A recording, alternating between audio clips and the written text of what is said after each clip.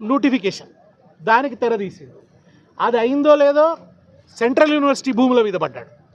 దేశవ్యాప్తంగా నిరసన వస్తే ఇవాళ తను పెద్ద ఎత్తున, అంటే కొండ చిలువంత ఆకలి, పెద్ద అనకొండ రేవంత్ రెడ్డి, మామూలుడు కాదు.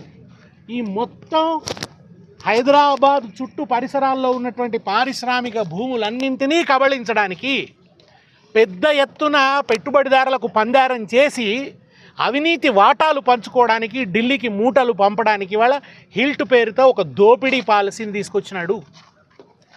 ఇదంతా కూడా తెలంగాణలో పారిశ్రామిక అభివృద్ధి జరగాలని చెప్పి స్వాతంత్రం వచ్చిన 2-3 దశాబ్దాలలో ప్రభుత్వాలు రైతుల నుంచి సేకరించి పరిశ్రమల వాళ్ళకి ఇచ్చిన భూములు, ఉచితంగా ఇచ్చారు భూములు, సబ్సిడీ రేట్లకు ఇచ్చినారు. ఎందుకు ఇచ్చినారు? ఈ ప్రాంతంలో అభివృద్ధి జరుగుతుందని చెప్పి. నిజానికి జరిగిన అభివృద్ధి కంటే ఎక్కువ కాలుష్యంతో అవస్థపడ్డది ఈ ప్రాంతం. చెరువులు పోయినాయి, వాగులు పోయినాయి, నీలం రంగు పిల్లలు పుట్టిండ్రు, ఎంతోమంది పర్యావరణవేత్తలు పోరాడిండ్రు. ఇప్పటికి కూడా కొనుక్కొని నీళ్ళు తాగే పరిస్థితి. మిషన్ భగీరథ వచ్చిన తర్వాత కొంత ఊరట వచ్చింది కేసీఆర్ గారు వచ్చిన తర్వాత.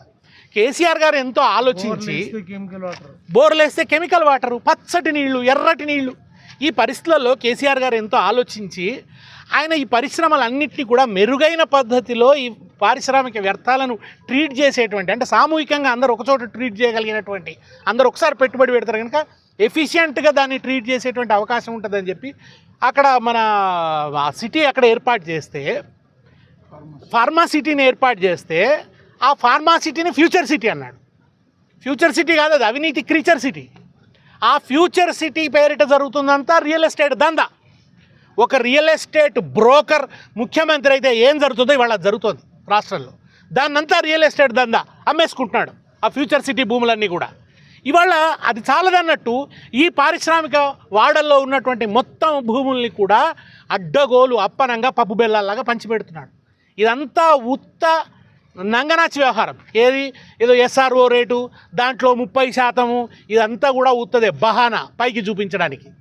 మార్కెట్ రేటు కోట్ల రూపాయలు, 100 కోట్ల రూపాయల్లో ఉంది ఒక ఎకరం. ఆ కోట్ల రూపాయల్లో ఉన్నదాన్ని అప్పనంగా పంచిపెడుతున్నాడు. అప్పనంగా పంచిపెట్టి తన అవినీతి వాటా తీసుకుంటున్నాడు.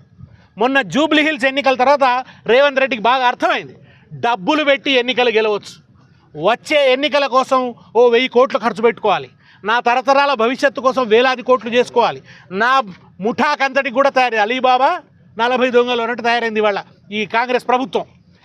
అటు ఢిల్లీకి వాటాలు పంపాలి, దానికోసంగాను వేసిన మాస్టర్ ప్లాన్ అన్నమాట. చుట్టూ ఇవాళ ఈ పారిశ్రామిక వాడాల చుట్టూ జనావాసాలు వచ్చినాయి. కేసీఆర్ గారి ప్రభుత్వం వల్ల, ఈ భూములు 10 ఏళ్ల పరిపాలన వల్ల ఈ భూముల రేట్లు ఇబ్బడి